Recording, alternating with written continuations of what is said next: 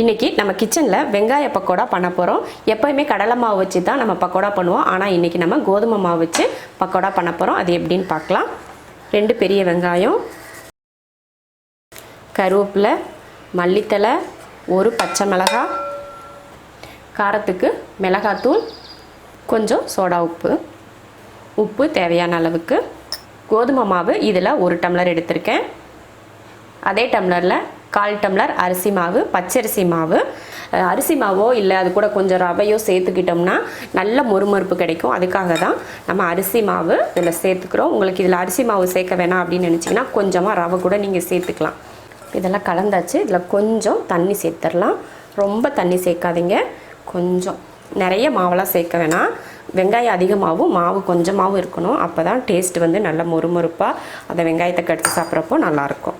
நான் கொஞ்சம் பெருங்காயத்தூள் சேர்த்துக்கல. உங்களுக்கு பெருங்காயத்தூள் இதில் சேர்க்கணும் அப்படின்னு நினச்சிங்கன்னா கொஞ்சம் பெருங்காயத்தூள் நீங்கள் சேர்த்து பிசைஞ்சிக்கலாம். அவ்வளோதான், பிசைஞ்சாச்சு. இப்போ பொரிச்சு எடுத்துடலாம். எண்ணெய் காஞ்சிருச்சு. இப்போ நம்ம பக்கோடா போட்டுக்கலாம். இப்படி கையில் எடுத்து இப்படி எப்பவும் போல் கொஞ்சம் கொஞ்சமாக உதுத்து விடுங்க. மொத்தமாக போட்டுட்டிங்கன்னா கட்டி சேர்ந்துக்கும். அப்போ தான் வெங்காயம் வந்து தனித்தனியாக தெரியும்.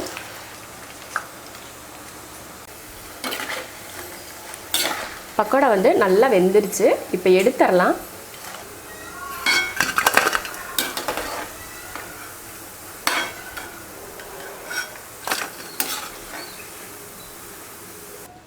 கோதுமை மாவில் சூப்பராக பக்கோடா ரெடி ஆயிடுச்சு. அதுக்கு சூடாக ஒரு டீ வச்சு பக்கோடா வச்சு சாப்பிட்டா சூப்பராக இருக்கும். டேஸ்ட் வித்தியாசமே இருக்காது.